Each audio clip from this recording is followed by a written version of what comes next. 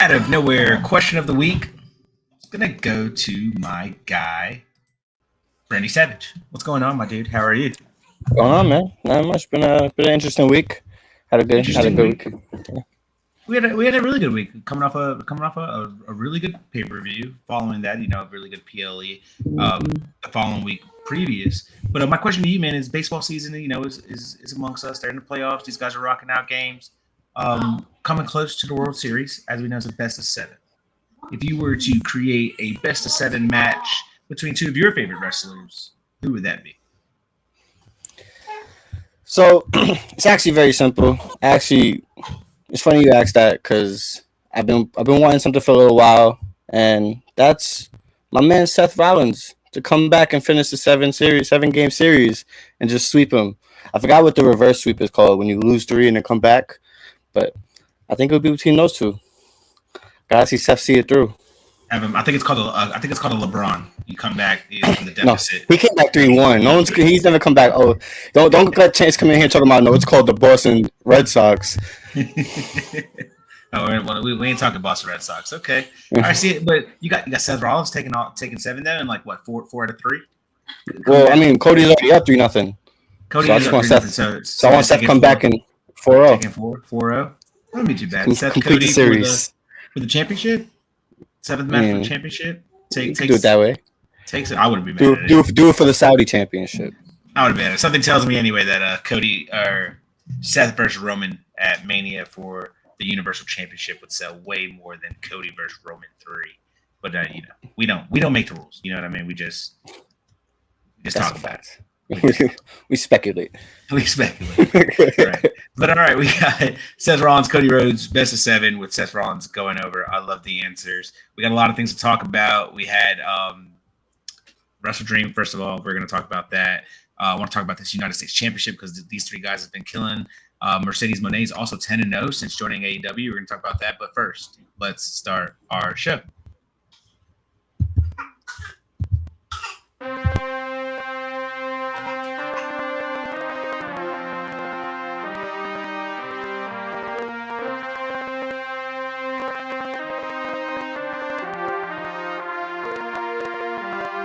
Four sides of the ring, everybody out here got an opinion, your ego shall die in the ring. If the debate's getting heated, we heating, you know it's been fire in the ring. We them guys in the ring, leave with your pride in the sling. Four sides of the ring, everybody out here got an opinion, your ego shall die in the ring. If the debate's getting heated, we heating, you know it's been fire in the ring. We them guys in the ring, leave with your pride in the sling. Four sides of the ring.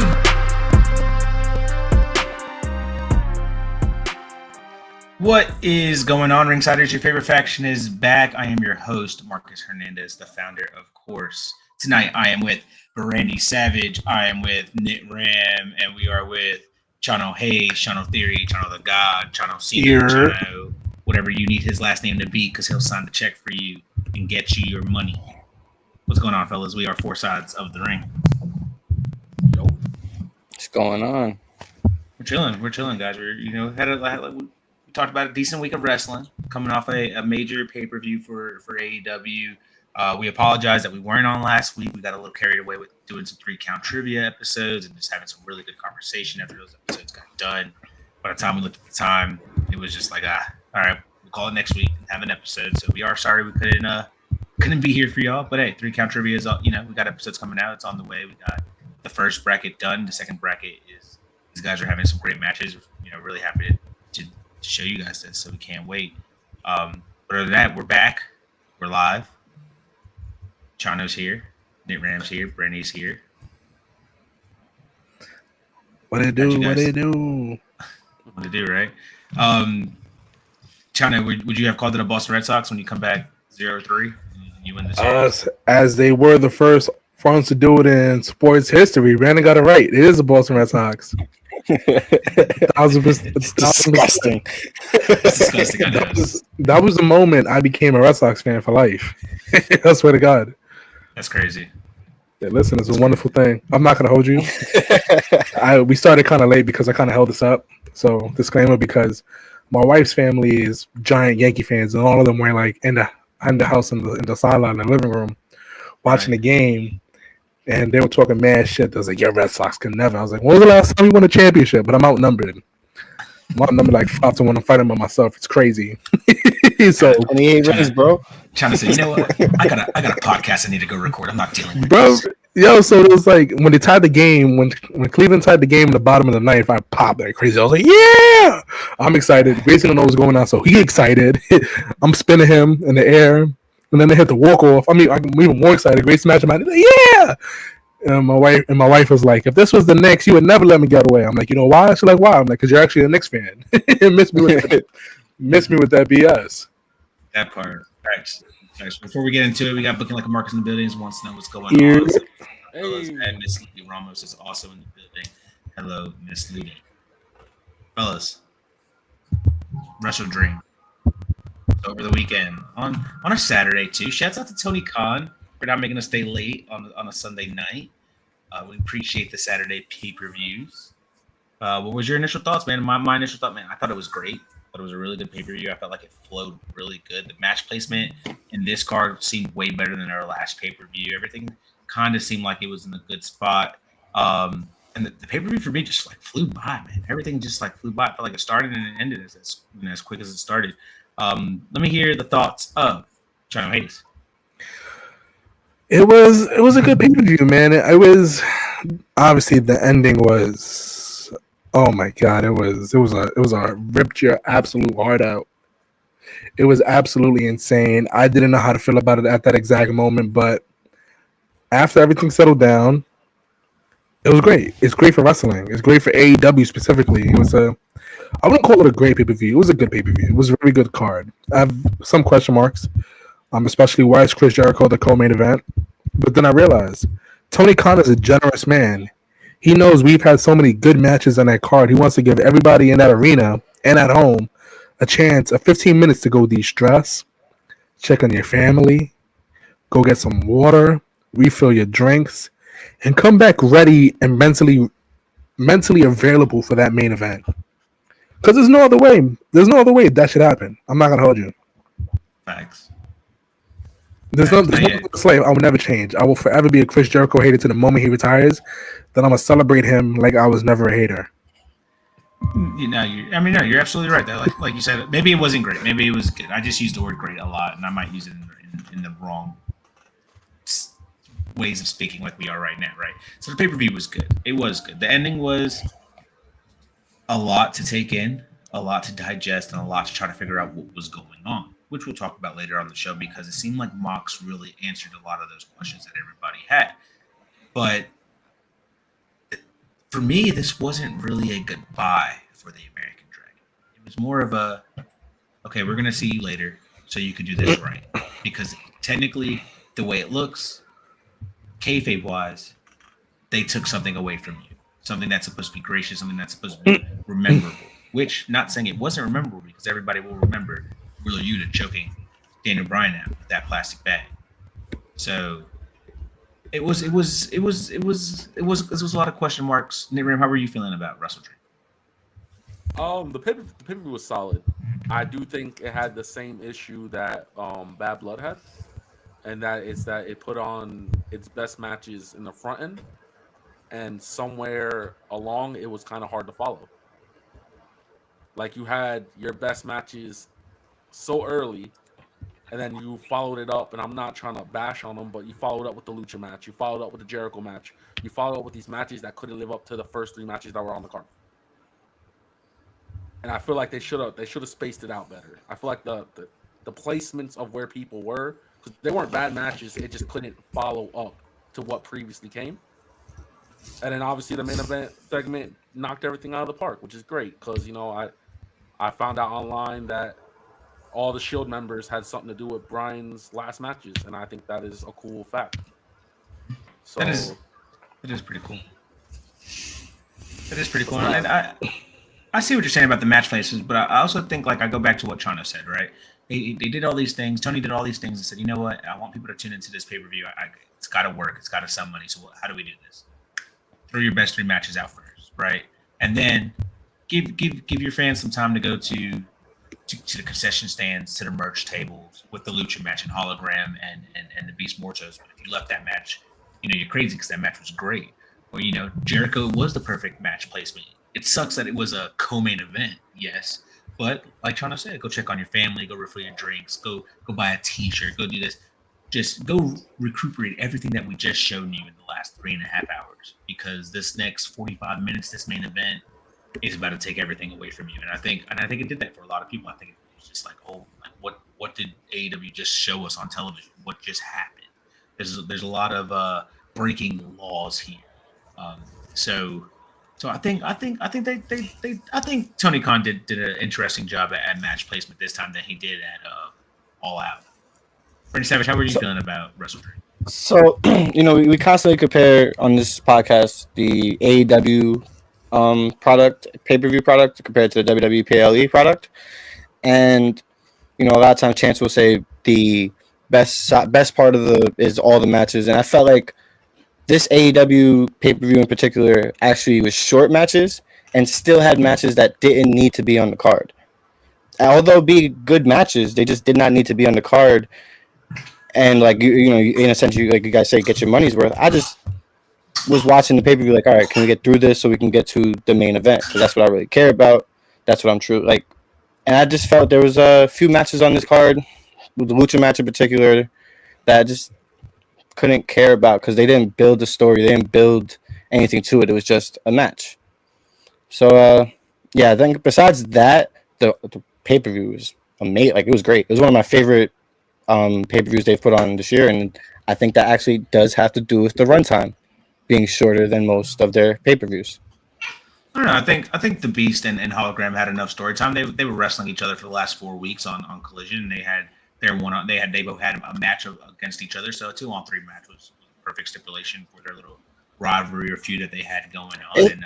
I guess it's also a great way for both of them to have a pay-per-view debut, and they both had an incredible match. They both had a great showcasing, and they're pushing Hologram to the moon, man, and it's working. People are really falling behind that character. I guess in comparison, what I'm trying to say is like we want certain matches with WWE on a pay-per-view, and we just don't get it. So in a sense, I'm used to that. But because the only comparison this would be like Andrade versus Carmelo Hayes, where it's like that's something we would want on the pay-per-view. We're not getting it, but we're fine with it in a sense on the SmackDown before the pay-per-view. Okay. Yeah, I see what you're saying. I got that. I like what all you guys said about WrestleDream. It seems like we all fairly enjoyed it. All of us watching it separate. Martin and Nit Ram and Brandy watched it together, and Chano and me, we had to watch it separately in our houses with our families. Watched it in separate rooms. I was knocking on their house door. They didn't open up, so I came back to New York. It's like I said, we were in our rooms. That's crazy. I brought some Bojangles. I was knocking. Nit Ram was playing some Bojangles. You would have not went back, bro. Probably. I swear to God. Sponsor us. Let's move on, man. I want to talk about something that just kind of really upset me on Friday night last week, dude. And I was just really trying to come to a sense of it, and hopefully the three of you guys can help me out, man, because I just didn't make no sense to me. We had a main roster debut for two women, and as they're coming out, they get interrupted by Kevin Owens, who could have interrupted anybody throughout the 2-hour show that they had, but for some odd reason, it had to be during the women's segment, and I think we all know why, but we won't get into that. But he interrupts. NXT stars? He interrupts. The metaphor. This is getting problematic. He interrupts the metaphor. He interrupts the metaphor, right? Jakara and Lash Legend, and I'm just, I'm really hyped on these two girls because I really want great things for them because they're phenomenal stars. They're both amazing. They can work. They can cut promos. They're everything you want in a wrestler. And their time is taken from them because Kevin Owens has this feud now with Cody Rhodes. He hates Cody Rhodes.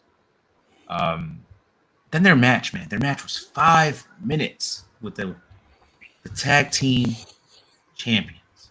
The women's tag team champions. 5 minutes championship match. Might as well call it a squash. We're going to call it a squash because that's what it was, even though the women tried to have the best showcasing they had. But I guess my question is, fellas, do you guys think this was like, should this had even happened? Should they even had brought out Jakara and Lash for this 5-minute showcase? Was it even worth it for them? Yeah, of course. 100%.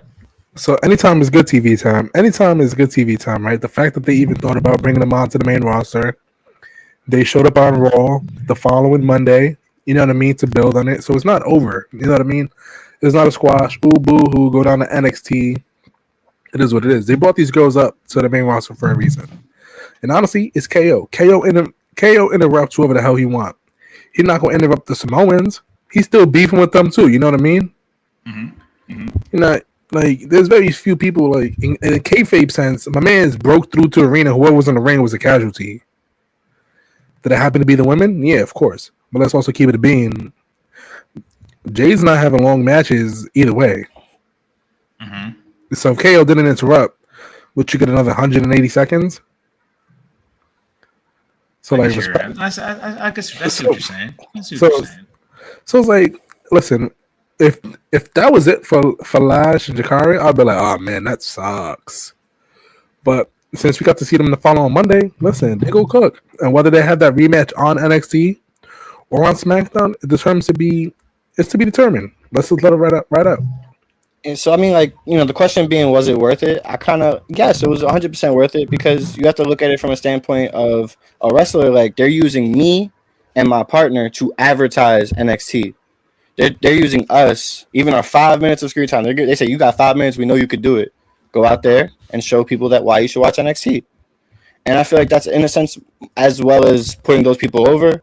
And, you know, like to his point about the J time, from a booking standpoint, you kind of want to keep it where you want to interrupt the people with the least pop. And unfortunately, they're NXT stars, so they're going to have the least pop.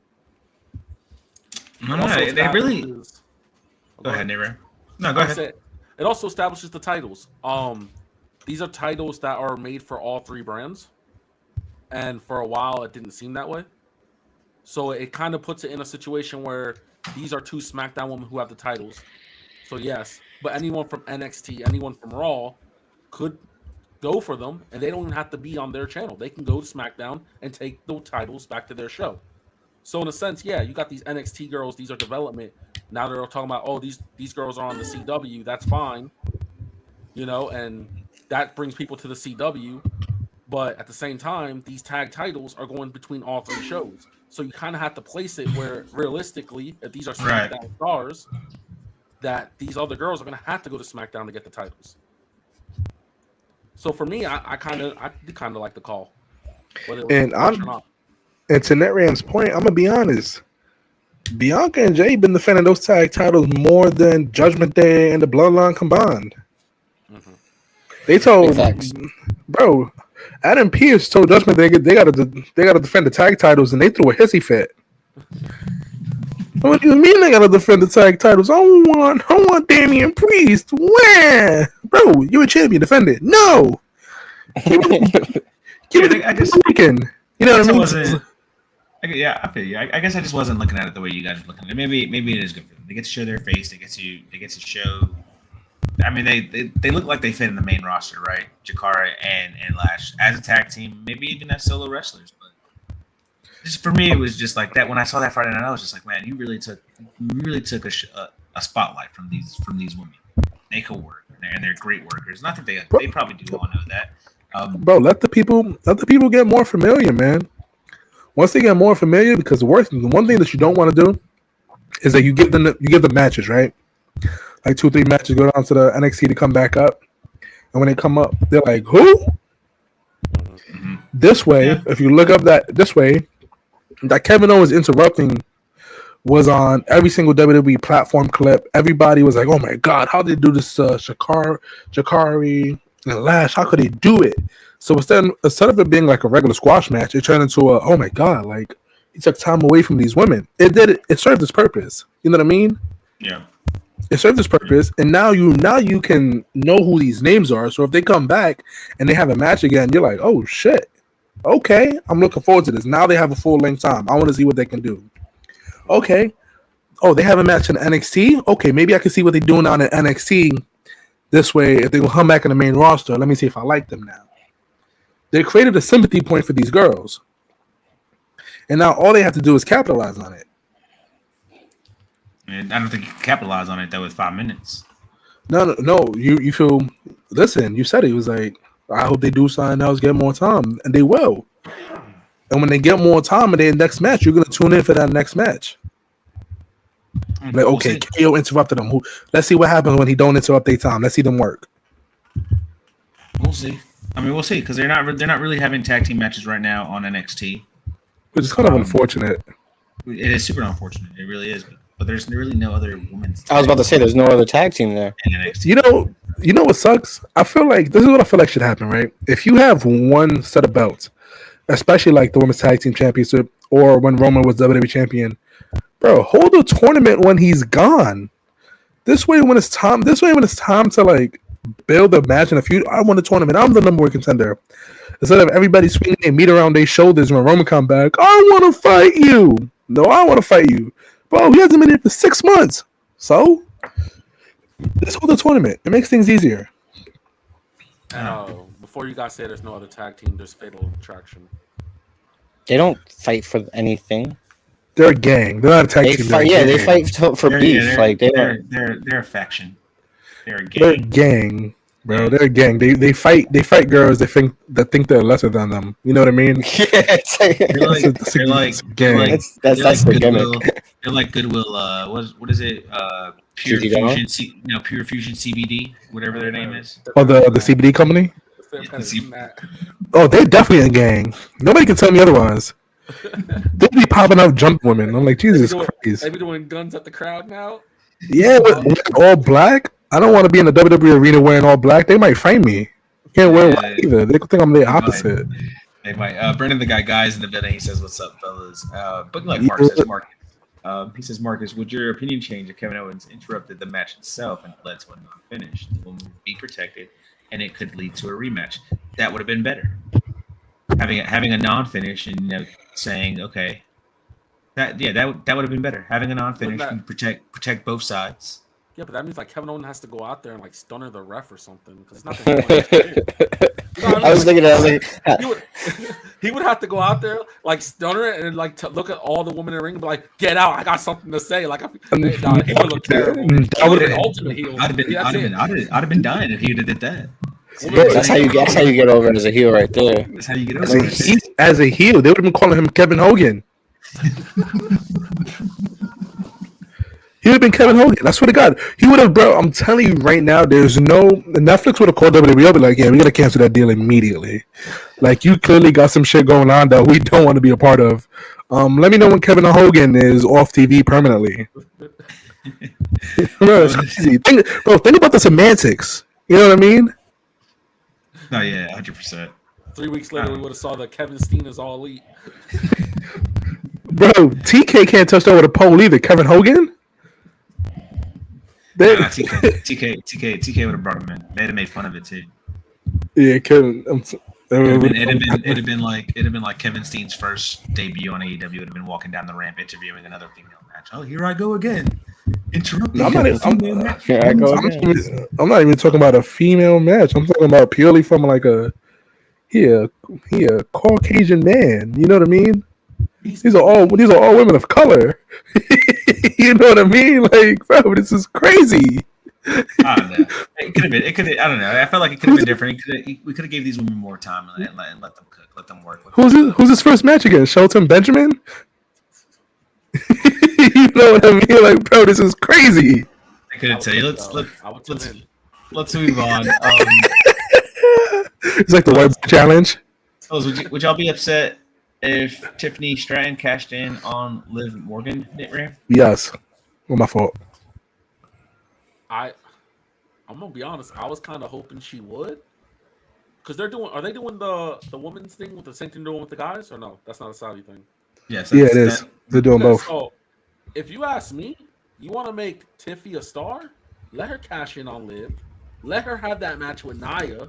Let Nia think her little puppet's gonna just lay down for her, and let them have a banger 20-minute match. And Tiffany comes out looking strong. She don't gotta win the match. I just said coming out looking strong. And then you have her on an old brand. You have Liv, Rhea, and all these other girls who can go after it. So I rebuke you in the name of Jesus Christ. First off, no. The reason I say no is you have a better story once Tiffany cashes in at Nia. When that happens, that arena is gonna erupt. People are already making that face turn for Tiffany as it is. And what's better than defeating the behemoth that is Nia Jax? And Nia's a proven main eventer. You know what I mean? She's at the top of the women's division, both brands. And that would be huge for Tiffany. Either way, her title reign is not going to be a long one. It's not going to be as long as Io's, but it will be short and cute and sweet. It'll be her first, but not her last. No, exactly. She's young, bro. She's young enough that nobody's going to remember her first reign years from now. You know what I mean? I can see her first title reign being like Liv's, like 2-3 months, 2 pay-per-view defenses, losing a third one. I kind of agree with Chance in the sense like no one remembers your first title reign, but they do remember your first big pop, and that big pop can only be on Nia. You know what I mean? I'm not gonna hold you. As much as I want the Liv and the Rhea beef to end because it's not doing nothing for me. Yeah. Adding Tiffany to that mess is a nightmare. In a sense, if she was to cash in, though, you would get a quick super baby face turn with Tiffany Stratton, and she could be that baby face for Raw because they truly don't have one. I'm telling you, there's no way her Liv's story isn't necessarily tied. So I don't know if you noticed, but the last couple times Liv has came out, Liv has gotten some pops. Like she's gotten some cheers. She hasn't been completely booed. What if? So Tiffany cashing in on her doesn't necessarily do anything because people are coming around. They're hearing these interviews and they're hearing Liv talk and they're like, okay, she makes sense. Like Rhea low-key did all these things and she's the evil one in the story. You know what I mean? Like if you think about it, they are the heels and Damian Priest and Rhea are the heels in the story. Don't let them lie to you. So it doesn't. Liv's getting pops. She's getting cheers. Yeah. They're not even really booing her with Doms there. You know what I mean? So she's coming around. Tiffany, if you want to make Tiffany a superstar babyface, you do that on SmackDown against Nia Jax. Okay. I mean, I see. She's.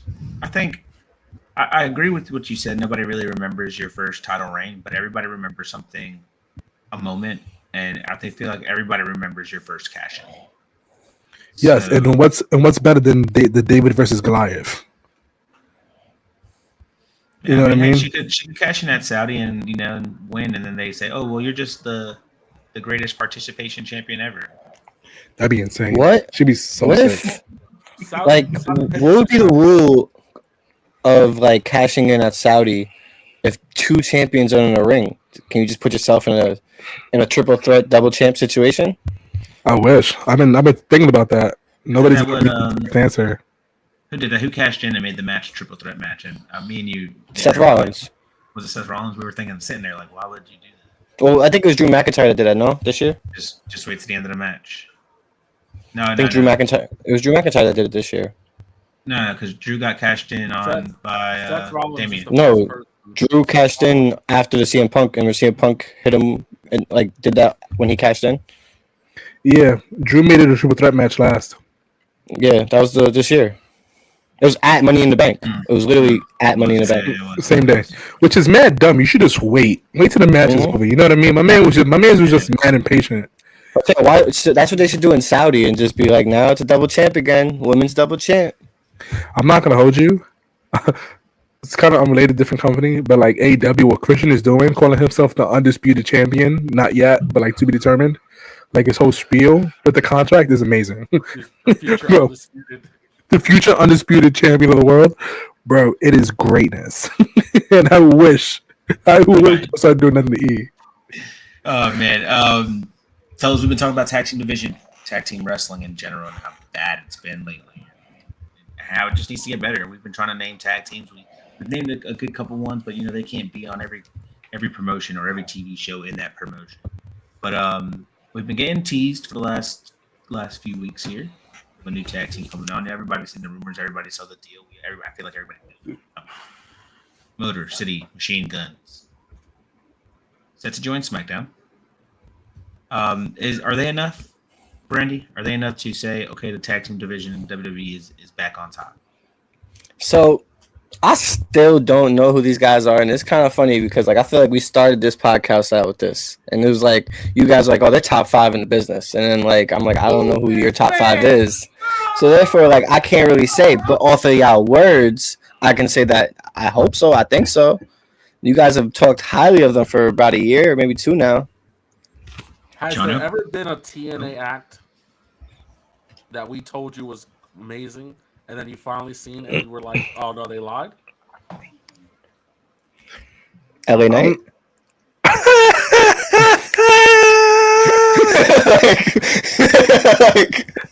Eli Drake. Gotcha. You got a point there. Nah, listen, I will say this. Martin, this falls on you. The man lives in your house. You should have been playing Motor City Machine Gun matches in the background when you guys come up with like opinionated questions or some shit. You know what I mean? This is your fault. I blame you entirely. Like, if Brandon was still up here and it was like it was him and Jacob in the crib just watching like 1995 like WWE matches because it was on, I'd be like, okay, that's Brandon's fault. But he lives with you. This is your fault. Can I ask when's the last time you watched a Motor City Machine Gun tag team match, Johnny? I'm not gonna hold you. I actually watched them fight each other in that one of the indie events. I saw the clips of it. It was pretty cool. Oh, yeah, Alex Shelley and Chris Sabin, man. They're I'm not gonna hold you. And as a tag team, they're great, but they're both great individual stars as well, which I think is their bread and butter. However, they are not enough to save the tag team division. The only way to save that tag team division is to nuke it and start from the ground up. I promise you. It's so ass. You can have Jesus and Moses like tag teaming, and it still be a fucking lost cause. I swear to God. You can have the Prophet Muhammad, Jesus. Goku. You can have all the messiahs, or you can have all the messiahs, and nothing saving that tag team division on SmackDown or Raw. Not even David and Goliath on the same team. Not even. Zeus, Hades, Poseidon, Athena. You know what I mean? It doesn't not Ring of Honor Athena, but like the goddess Athena. It doesn't matter. I'm telling you right now, it does not matter who you bring out to save that division because you have to nuke it. The only active tag team in all of wrestling right now is NXT. I shit you not. For real.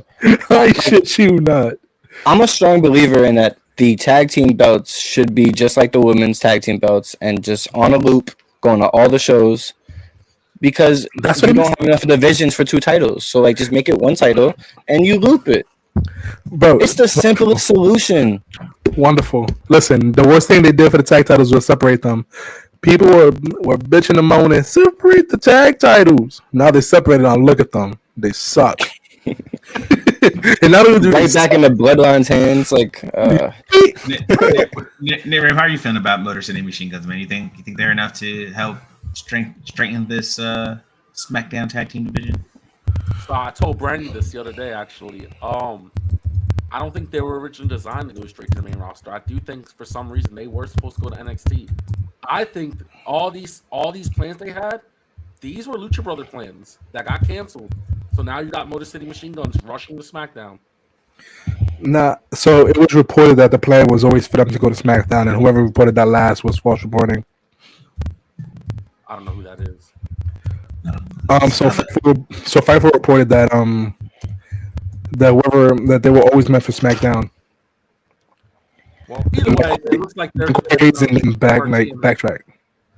It's great. It's great for wrestling, but it's just the tag division sucks. It's terrible.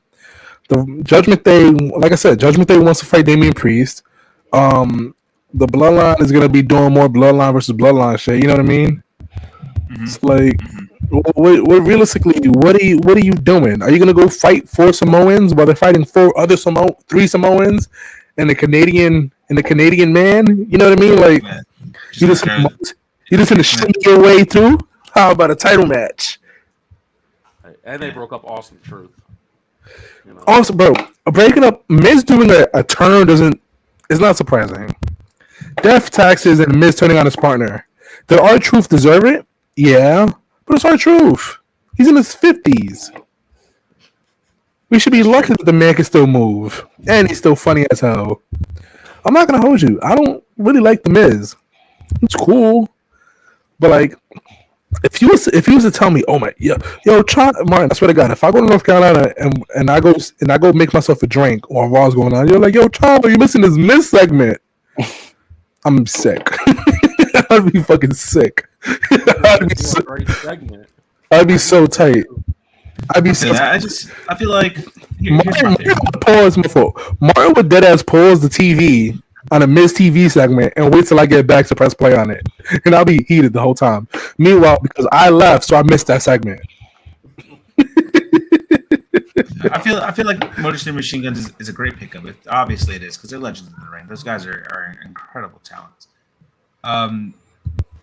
Is it enough to remap the entire tag division? Obviously not. I feel like that they are. I feel like they're just past their prime. As Chana would say, the age is just they're coming to an age where it's just like they're just getting up there. Could they still perform? Of course, they can still do everything that they want to do. But at an age, and if you're an age just like Chana, it's not what you want to see. I think Motor City Machine Guns are doing this so they can just live to say, okay, I wrestled in the WWE ring. I did everything that I needed to do in the sport of professional wrestling. I will say they are 41 and 42 years old, so they got a little bit of time before I put them on the clock. And, that's tag team math, so really it's like half of that, Yeah, basically, because they're super fresh, right? Right. So I don't know. I feel like it's just a little too late to be bringing these guys in, but I could be wrong. Let's see what Motor City Machine Guns cook up in the WWE. I'm sure it's going to be great things, and I hope good things are for them. I think them building up to get pushed into this Bloodline story is going to be a little crazy, but hopefully the Tongas drop the titles before they even get there. So, it's supposed to be. If it's not this Friday, it's supposed to be the following Friday. They're supposed to be debuting this week. I heard. Yeah, they're supposed to be debuting this Friday. Yeah, allegedly, and I'm gonna be at SmackDown next Friday. Right. So it should be cool, man. It should be a good time. Listen, if they come out, it's gonna be a great time. I'm enjoy whatever they do. But really, I'm not gonna hold you. On SmackDown, I only watch for one thing and one thing only: Bloodline shenanigans, and maybe KO beating the ish out of Cody Rhodes because he's just so justified. My man isn't wrong. My guy is not wrong at all. True. You know what I mean? Like, he's a justified heel. Cody's an a-hole. Bro, let's keep it a buck. Speaking of the Bloodline, let's keep moving on. Speaking of the Bloodline, man, you already know. Brandy, before we started recording, Brandy said, "Damn, Black Hoodie, listen, like you better beat somebody up." Well, I've been nothing but Black Hoodies for like the last 2 weeks because, as you guys know, the greatest Uso is back, and I've been nothing but like at a high of all time. I've been wearing my bandana at work. I just been looking at people throwing up ones with a mean face. I walked to some random guy and said, "You my tribal chief," and then super kicked some other dude. But Jey Uso is back to help his cousin, his big cuz, little cuz, the tribal chief Roman Reigns. If you were to build their team for Survivor Series, who are two guys you are throwing on their team to help them fight Solo's Bloodline? Let me start with Brandy Savage. So wait, who are the members you said? You said Jimmy and you got Jimmy and Roman. Jimmy and Roman. It's that guy who like called in that favor not too long ago at Bloodline. You got to cash it in. Roman Reigns calls in Cody. Obviously, I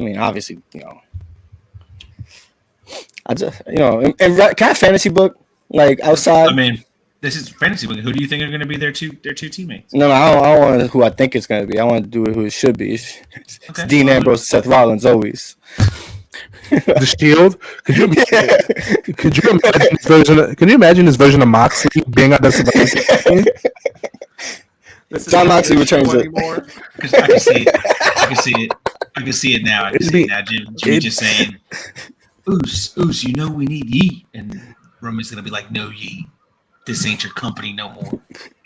Could you imagine? Sierra Hotel Echo. But first off, that would be honestly fucking insane. The BCC, the fucking BCC is outside the War Games cage. The patents. Not even you got Marina Shakira just shaking the cage. That bastard looks real familiar. Bro, it'd be insane. Alright, so I'm gonna do my fantasy booking. I'm gonna do Patrick Mahomes and Grimace for McDonald's. Yeah, you can't go wrong with Patrick Mahomes. He's a winner. He's a champion, baby. I'm also doing Grimace because let's face, I'm taking Grimace. I'm having Grimace take all the crazy bumps. He's a big fluffy purple guy. He could take all those bumps and be fun.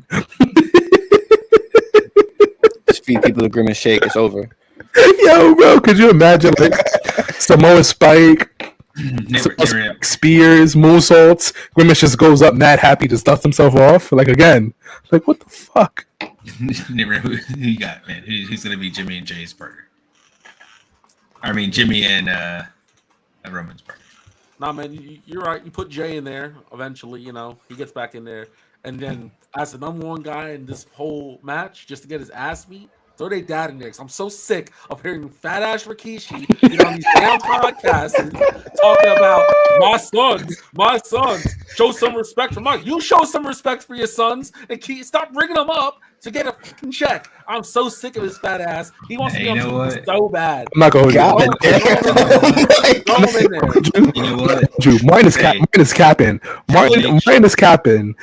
Because let your boy be a wrestler and you feel like he's not getting the push he have. You're going to be on full sides of the ring. Be like, yo, H, book my boy properly. He'll be like, damn, he right. You know what?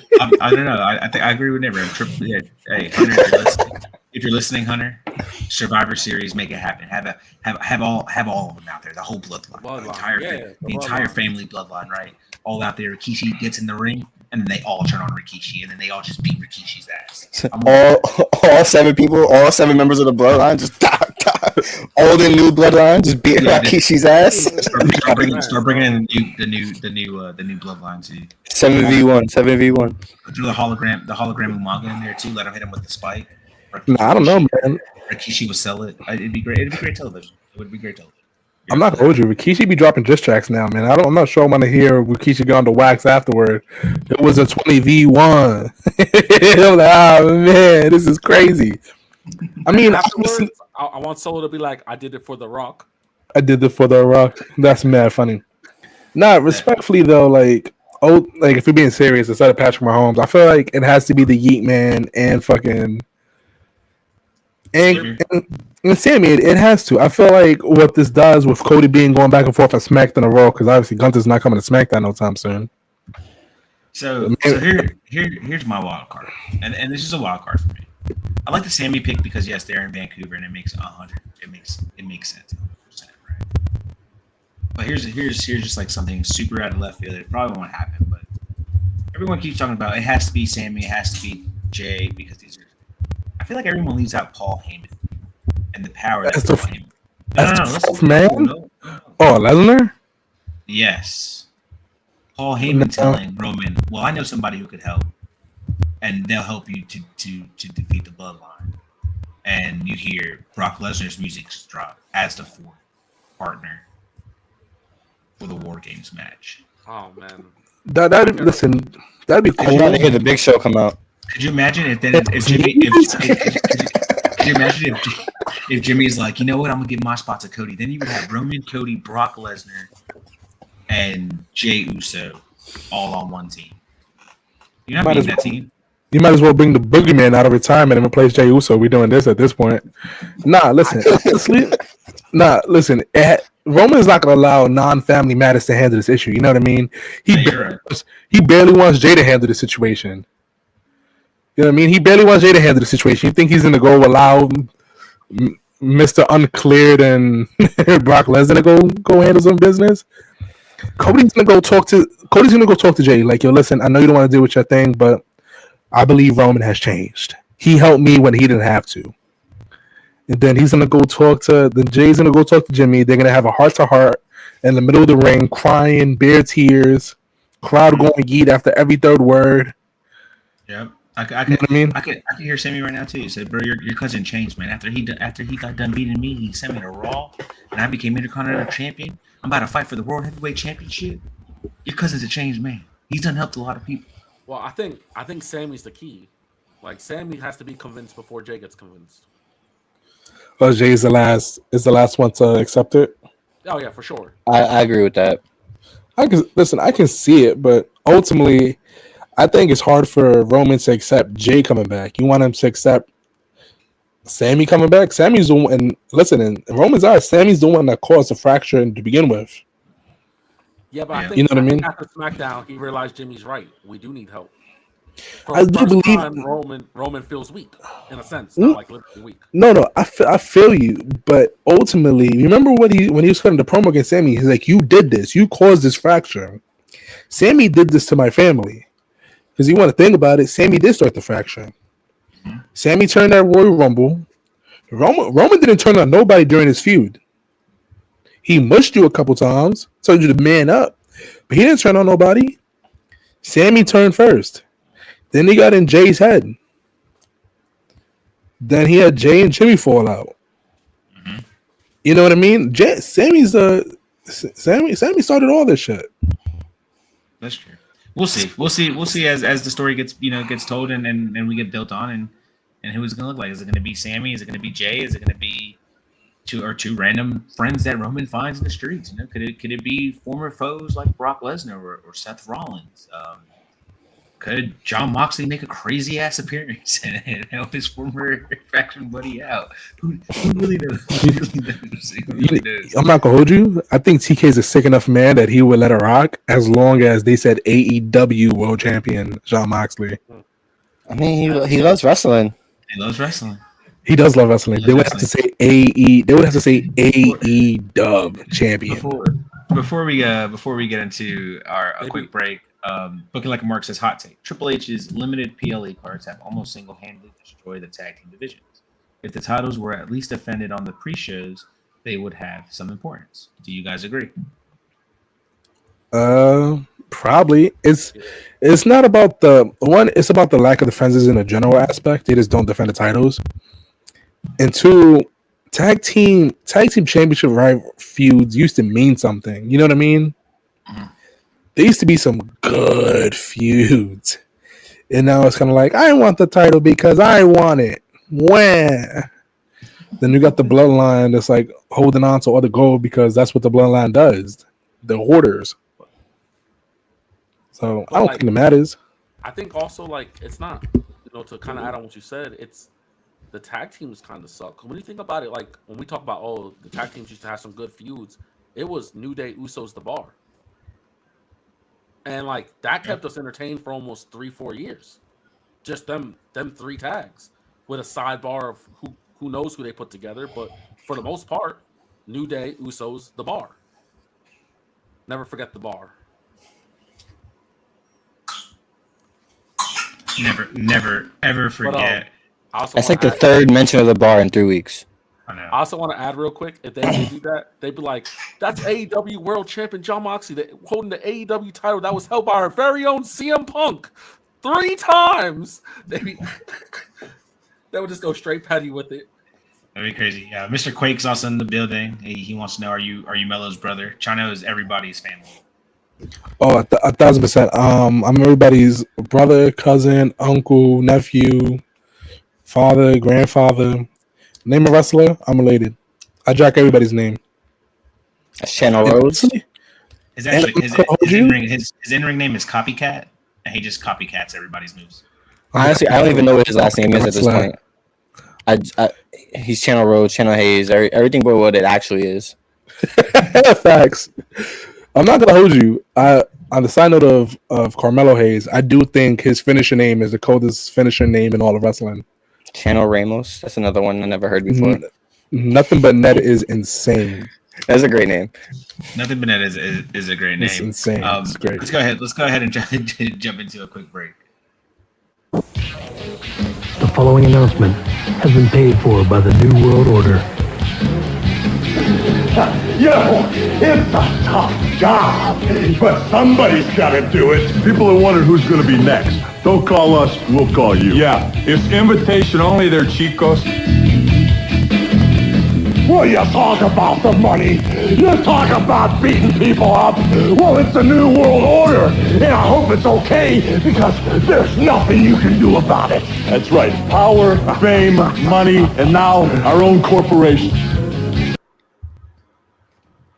Our own corporation, foursidesofthering.com.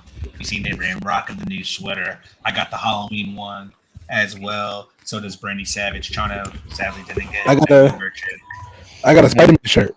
Comic-Con exclusive? No. I will say Swerve did say he liked my shirt though, so it's just good enough as well, guys. I'm surprised you didn't get signed by him.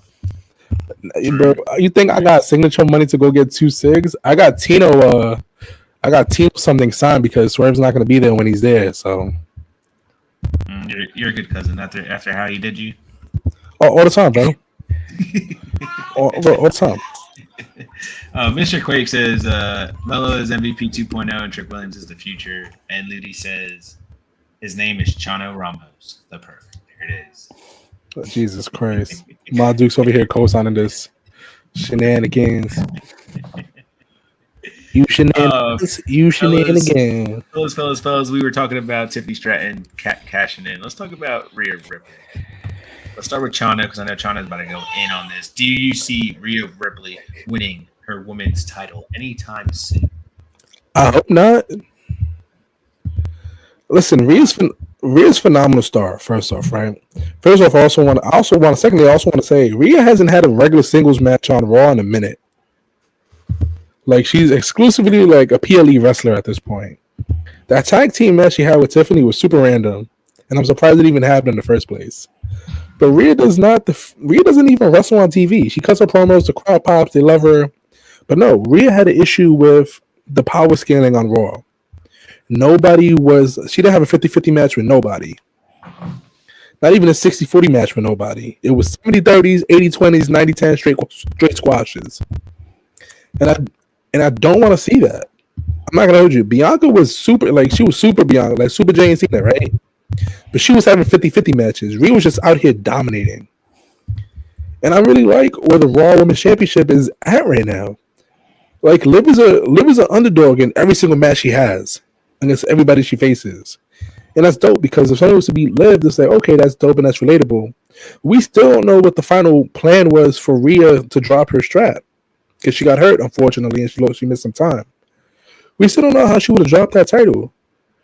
Because, and honestly, they didn't build anybody up for her in the first place. It was a weird position. It was really weird. She never came close to losing it. She barely defended on PLEs. She didn't defend last year on SummerSlam. And it was a booking issue. Why put yourself in that same position twice? You need to build up the other women on the roster first before you put the strap back on Rhea Ripley. If you don't do that, you're going to run into the same issue you had.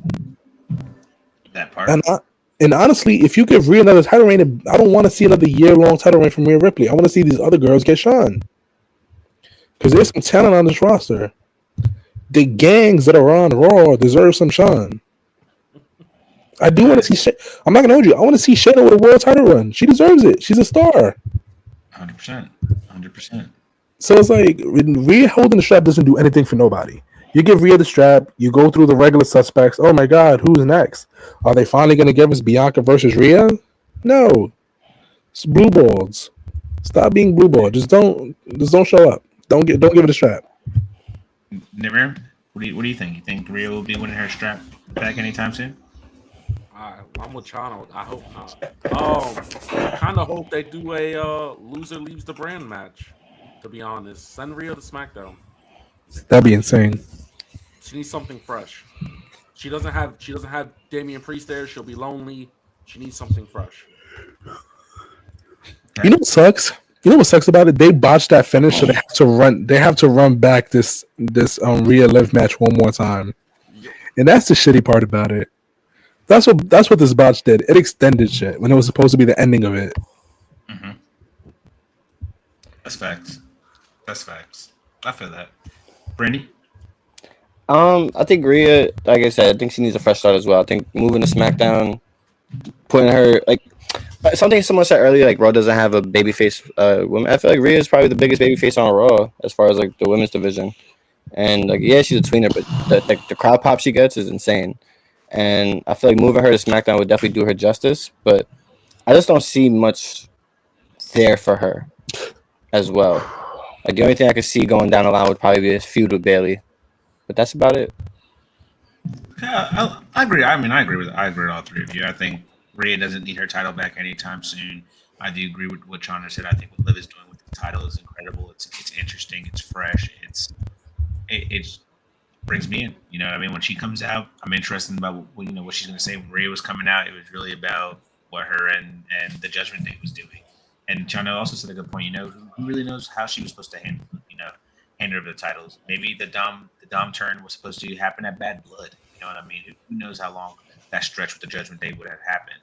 I'm glad it did happen because they were already stretching out the Judgment Day as long as it could be. So they're still doing it.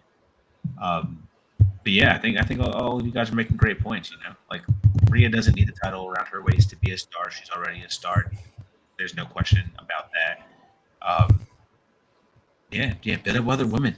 This is what Naomi is a future WWE champion. I agree with that too. I hope so.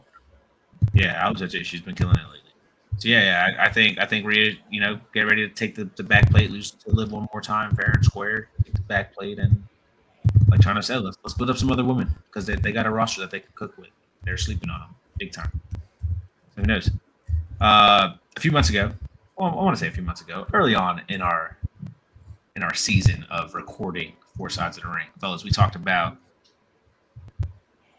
Jade Cargill, Bianca Belair. They won the women's tag team titles for the first time. They dominated. We talked about who could beat them. Then they got beat, and now they're champions again. And now we're back at this question: who beats Jade and Bianca Part 2? My pick is Lash Legend, Jakara Jackson. Hey, Ram, who do you have? They beat themselves? I don't know, man. I think they just end up getting into a big brawl. They fight, and then they say they don't want to be a tag team no more. And then we get some stupid tournament without them in it. I don't see them losing the belts again. I think that was the wrong call from the get-go. I mean, I get, hometowns and everything that happened, whatever. But, yeah, I don't know. I think they just get into a big brawl. They refuse to tag together, and they vacate the belt, and we get some tournament out of it. Brandy, how you feeling about Jade and Bianca? Who do you think beats them for the titles? So I feel like the story that we're being told is the one that we were told earlier, and that was like the NXT stars winning the belt and going on the loop. And I feel like that with Isla Dawn and Abi Fire, but I think they ended up getting hurt, which is why that got run short. But I feel like Jakara Jackson and Lash Legends are the better story of that anyway. Like they should definitely run that back with them to beat the who was it at the time? It was Shayna Baszler and Ronda Rousey, like another version of two really like unbeatable opponents. So I feel like it would be something similar like that would be definitely great with them. China? The CBD gang, the Bloodline, Shayna Baszler and Jesus Christ, what's the other one's name? Zoe Stark. Zoe Starks, yes. They win the straps.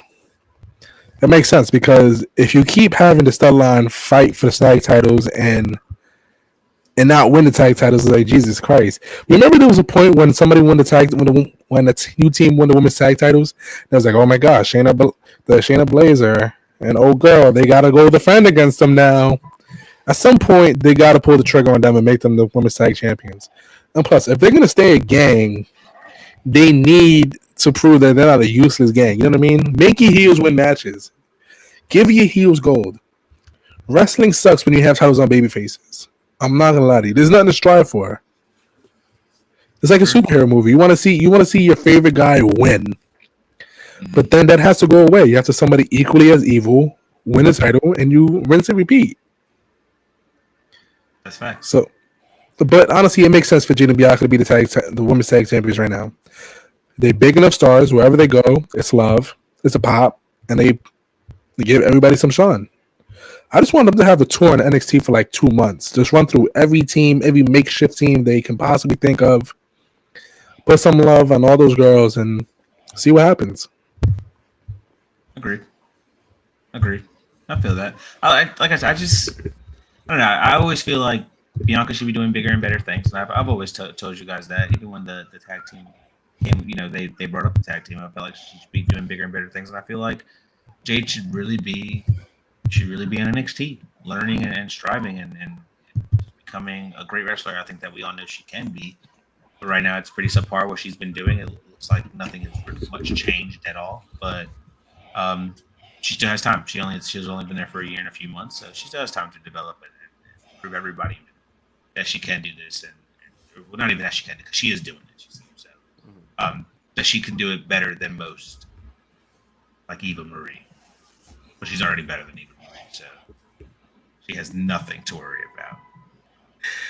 We talked about Motor City Machine Guns, which making the SmackDown Tag Team division better. On Monday, we had a return of a really good tag team, Brandy and China. I'm not sure how much you actually know about the War Raiders, but let me tell you, these two guys, man, in the indie scene, they were the tag team.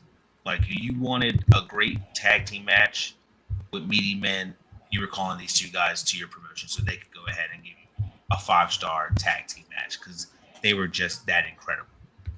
They got to NXT. Me and Aaron were a little excited for them. It was a little different. They definitely slow pace. As you know, when you get to the WWE platform, you slow down just a little bit because you're more focused on the entertaining aspect of wrestling, which makes sense. They get hurt. It's a little sluggish. Change their name. So it's a whole lot of things. Ivar became a star by himself because Eric got hurt, sadly, right? And I think now people have to refamiliarize themselves with Eric. But Ivar's back. Eric is back. The team looked great in their match. Is this a tag team that can help the Raw division get back on their feet? Nitram. 100%. I was actually explaining this to Brandy when we were watching them come back. I was like, what's great is that they came out as the War Raiders, and they didn't even acknowledge that they were the Viking Raiders or the Viking Experience or anything of that crap. It was just like, these are the War Raiders. The War Raiders, and they were the War Machines in Ring of Honor. When they came to NXT, they were the War Raiders, and we didn't like it. But it's like, it was way better than the Viking Raiders and the Viking Experience and everything, that jumbo crap they had them doing.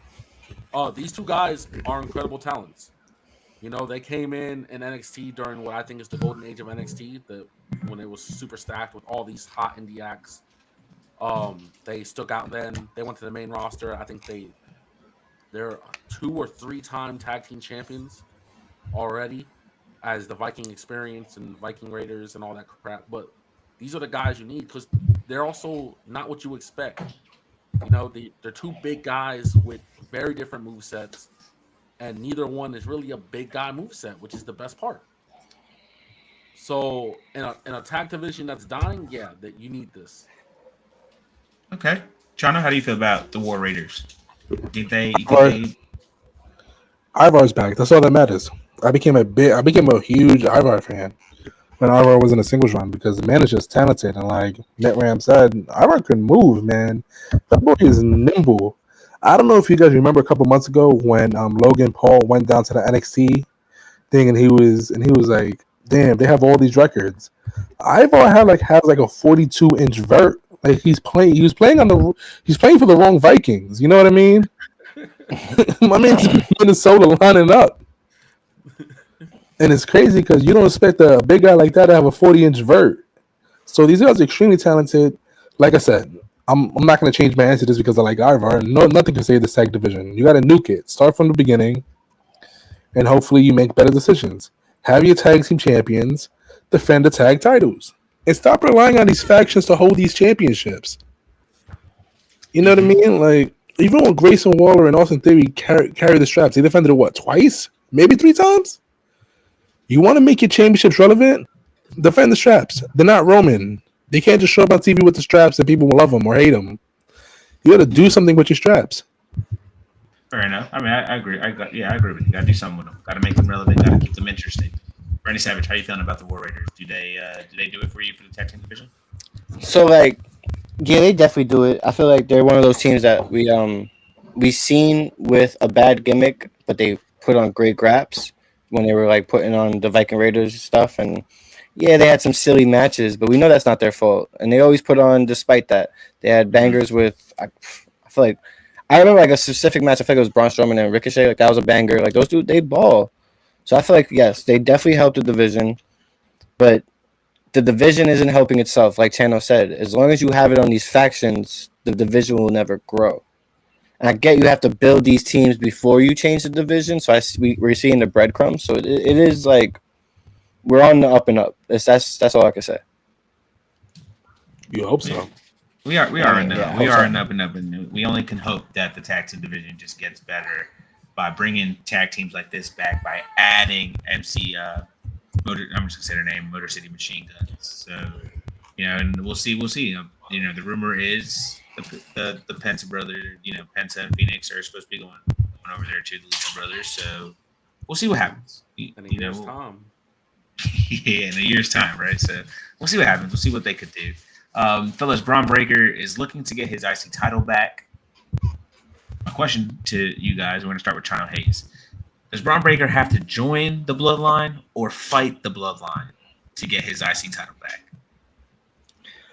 I mean, I'm not gonna hold you there. I wouldn't be surprised if the Bloodline makes their way over to Raw and threaten Jay to keep his nose out his business. You know what I mean? Mm-hmm. And I wouldn't be surprised they do so by costing him the title, or almost costing him the title. You know what I mean? Right. So I wouldn't be surprised if that's what happens. But honestly, I see Bronson winning the strap back. The only two people I see winning the strap is either Braun or Dom. Honestly, those are the only two people I see taking the Intercontinental strap off Jey Uso. Okay. Nitram, how you feeling? Do you think Bron Breakker's got to join or fight the Bloodline to get his IC title back? Well, I was hoping that Bron Breakker was going to go after Gunther. It looks like Goldberg is back in the picture, I guess. I was very clear about this when Jay won the title, that I didn't want it to be he wins the title just for the Bloodline to cost it for him and he did nothing with it, which is exactly what it looks like it's going to end up being. So, I mean, at the end of the day, I don't really care. If that's what happens, then I think this whole run was kind of pointless and Rikishi needs to shut his fat ass up. That's what I think. Jesus Christ. I don't think Rikishi wrong, though. Honestly, I'm going to be honest with you. As long as I feel like if he can get past Braun, he'll be in decent enough shape to have another regular match. Because it's not like he's not defending it. They just put they just reignited the Braun feud mad quick. Mm-hmm. Like super mad fast. Like my man said, you know what? That was a great fight. And then he's like, he didn't respect me. Bro, you didn't give him enough time. Like, bro, it's kayfabe. Like in kayfabe, do you guys not talk to each other out when TVs are not rolling? You know what I mean? Right. When the cameras are off, you guys should... obviously not. Yeah, right. When cameras are off, no. Kayfabe means like on camera. That's kind of like, you know what I mean? Like the only reason Cody got jumped by Kevin Owens by people's cell phone footage, but it's still on camera. Like, you know what I mean? Like, that guy was paid to be there. So like in kayfabe, like the moment cameras stop rolling, they just look at each other, go. They shake hands and go, "Good stuff, guys." Now let's talk about for real Waffle House for real. But like they don't talk to each other. I'm like, Jesus Christ. I'm like, you telling me you saw this man on the plane, you took a plane with him to the next Monday Night Raw, and Jey Uso didn't say shit to you? He's like, fuck you, Breaker. What about you, Brandy Savage? How are you feeling about Bron Breakker? You think he's got to fight the Bloodline or join the Bloodline to get his Intercontinental Championship? It's like something doesn't sit right with me with that. Like going a whole feud and being like, we're the only ones who never got beaten by the Samoans, and then like gets beaten by a Samoan and then joins or asks for the Samoans' help to beat the Samoan. It's just like I don't like the way that story goes. So I genuinely hope that doesn't happen. And he doesn't need to. He's Bron Breakker. Like he doesn't. I feel like he's just gonna spear all of them, then pin Jay and take his title back. Yeah, Roman included. Handle business. Handle business. Take it out. All right, before we jump up to our next break, this is just give me who you think is going to win without getting into it, because we're going to get into it when that time comes. It's a bit early, but who's going to win the greatest WWE Championship title ever? Cody Rhodes or Gunther? Nitram. Goldberg. Brittany Savage. It's gotta be Gunther, man. Chano Hayes. Gunther. Cody's gonna put Gunther over. He has to. I agree. I agree with you guys. It's gotta be Gunther. It has to be. There's no other way. Let's move into our Move the Needle, and our Move the Needle is always brought to you by our friends over there at SeatGeek. Let's go ahead and start Move the Needle. What's up, Ringsiders? Want good seats and great prices? Thanks to our partnership with SeatGeek, wrestling fans can now experience the action live and in person. New users can score a fantastic $20 off their final ticket purchase by using our exclusive promo code 4Sides OTR for any event. Guys, that's $20 off. 4Sides OTR for any event. It doesn't even have to be wrestling. 4Sides OTR, SeatGeek. Use our code. Get to all the events that you need to get to. Fellas, Move the Needle. This week, does Raquel Rodriguez move the needle? She's back. She's shown her face for a few weeks. She's back with her tag team partner too, one of her best friends, in Liv Morgan, who is the women's world champion. Randy Savage, does Raquel Rodriguez move the needle? I mean, she did at some point, a tiny bit. And I feel like it's never really she's never really got to take off. Too many complications with such and such. But I'm a big fan of Raquel, and I actually am hyped for the heel turn of it. And I'm hyped to see Carlito lusting over her, because that was hysterical. so that those aspects are I think those things will move the needle. I think her and Judgment Day will move the needle. I don't know about her herself. Okay. Maybe she's using Liv to show her, to show her stardom. You know what I mean? To get the needle moving. Nick Ram, how are you feeling about Raquel Rodriguez? Does she move the needle? Absolutely not. Dude, I can give two damns about Raquel coming back. Honestly, Raquel's been back, and I haven't seen her back, which to me is the craziest thing, because that was her whole gimmick. Is that I have a strong back. I remember those days of Raquel just flexing her back muscles, like if that was her whole character. She's never been something special to me besides a giant that I can use in 2K. I mean, nothing. I'm not going to. That's first off. I just want to say that was super out of pocket. Second off, that was crazy. That was crazy. Third, if you have nothing nice to say, nigga, just don't say nothing. Jesus Christ. I asked a question. Jesus. Bro, I'm not gonna bro. I'm about to start going mad hard to defend her. Yeah, she moves the goddamn needle. Mike 10 all over again. Jesus Christ, man. Sis hasn't said one word yet, and Nick Ram's like, nah, fuck her. She ain't shit. What about you, Chana? Does Raquel move the needle? I like the new gimmick change. She's not saying nothing. She don't got to cut a promo. She's hot, bro. She's muscle. You know what I mean? Obviously, the Judgment Day, they're heels, but they're gentlemen. They won't hit a woman. Mm-hmm. So now you have another woman in that faction. Who's going to hit the other women? Who is going to hit this? You know what I mean? She's going to do her job wonderful. She doesn't have to say shit. She's in an established faction, because let's face it, if you have the Judgment Day, you made it. But also, she's in the Judgment Day because, Rhea injured her too. Yes, on bro. kayfabe. So she's getting her look back too. Facts, bro. That's true. The Turtle Twins are the heels in the story. I would like the story of her turning on Liv at the end of all this and saying, we were tag team partners. You left me. You came back. I got hurt. You did nothing except grab the title for yourself. You brought me back just to beat up women for you. And I'm gonna get it. But it doesn't work that way, because technically Liv got back at Rhea for both of them. If you look at it, she didn't really do it for herself. You know what I mean? Liv did everything she said she was. She took everything from Rhea. She's hurting Rhea in her own way. And that's probably why Carl's like, you know what? I fuck with that. That's cool. I appreciate that. You did for the both of us.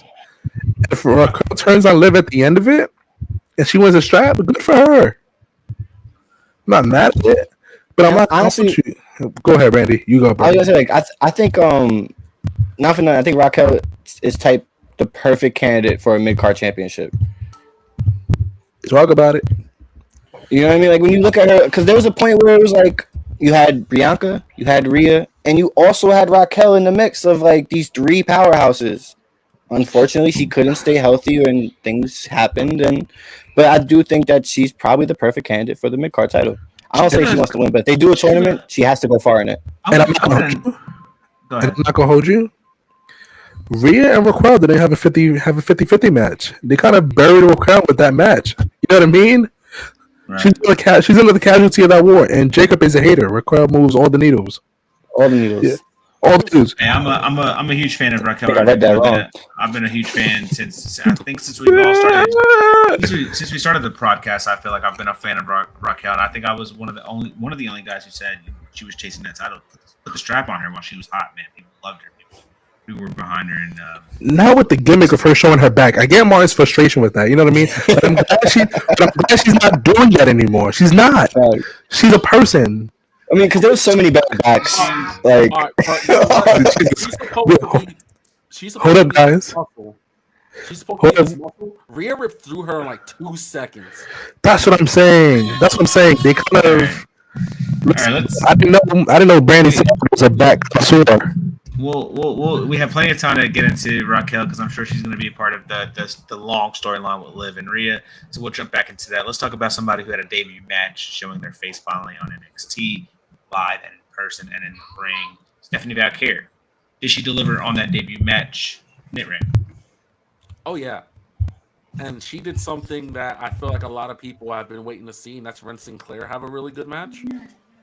Which, like, they did really freaking good, both of them. It wasn't like the Julia match where I felt like Julia had to slow down and they both kind of weren't on the same page. These two girls were going at it, and it flowed really well. So, yeah, Stephanie killed her debut, I think. Awesome. She did. No, she did awesome. She did awesome. She did a fantastic job.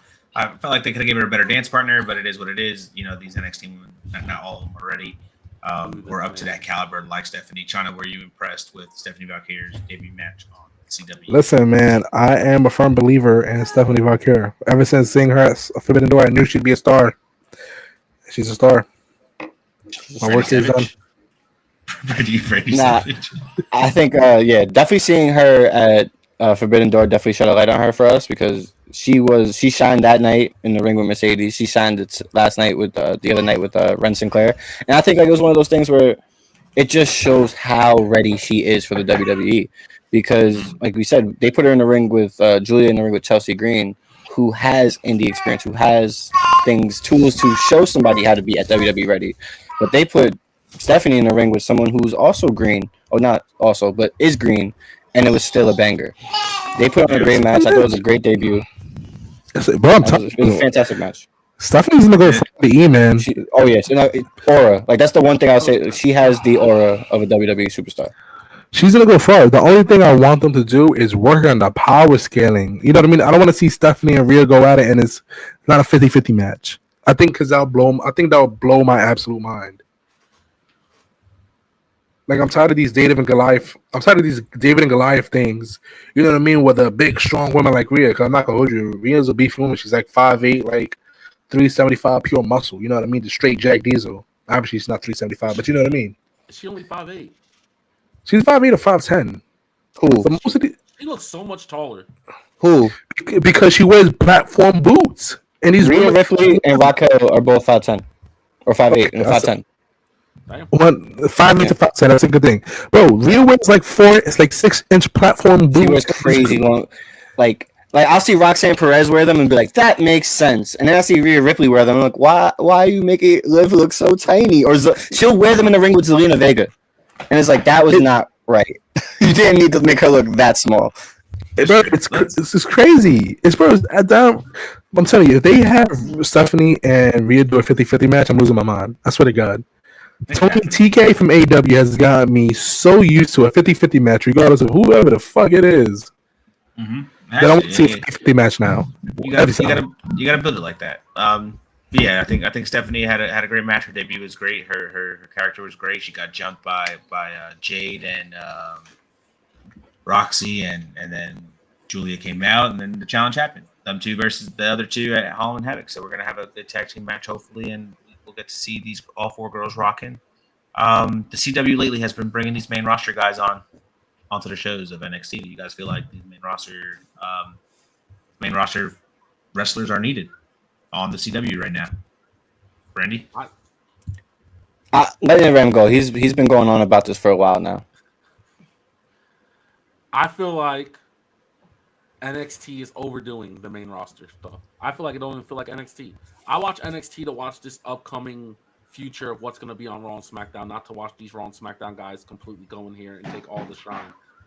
Since they debuted on the CW, it has been nothing but flooded with main roster people. And then finally we got this episode, which was like the NXT that I wanted to watch. These NXT people carry an episode. It's the best episode yet on CW out of 3 episodes or 4. And then all of a sudden, I already get these announcements that next week they're bringing in Kairi Sane and Io Sky, and they're bringing in more people. And I'm just like, the CW does not need to bring in these main roster people for NXT, because what they're doing is taking away from NXT. I just want to say kudos to you, Martin, because you used to watch NXT to go shit on it, and now you go watch the up and coming talent. So I think that's growth. I mean, the Hernandez brothers have grown into appreciating NXT. Yo, isn't that crazy? Yeah. Yo, it's so wild because I don't know if you have any day one listeners out here. If you have, God bless you and we love you. But like, remember, there used to be a segment of Marcus Tate's NXT, and he just used to go on 15 minutes and just absolutely shit on it. Just absolutely shit on for 15 minutes, and then by the time Martin came on, Marcus was like, you know what? It's not that bad. Yeah, it's getting better and better. It's getting better, guys. And then Nitram was like, no, this shit is ass. And now look at us. Now look at us. My man's just talking about, you know what?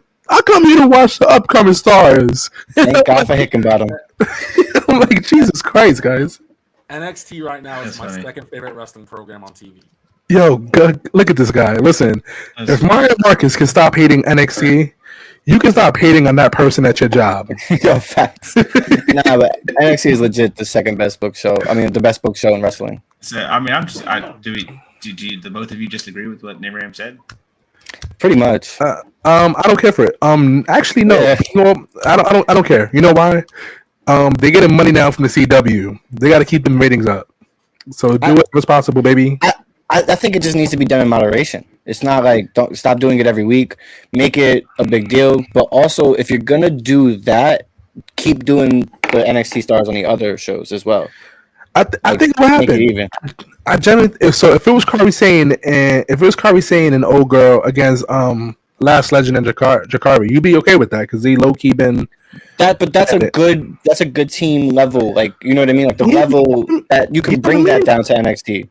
But like trying to bring your yeet and shit down doesn't make sense. I'm not gonna hold you, bro. If you're running a company, right, and you're like, all right, we need numbers. Can you bring some guys from your A show over to help boost some numbers? You're gonna be like, fuck yeah, goddamn right. But I don't want it. But it's damaging the product. This is something that happened years ago with SmackDown when Vince McMahon was trying to bleed Raw product into Paul Heyman SmackDown. Bro, Paul Heyman wasn't having it, and they fired him. But it's just like you gotta stand on business. You can't keep bleeding it always. You gotta do it in moderation. Jey Uso didn't even have a match. That was so stupid. He was so out of place.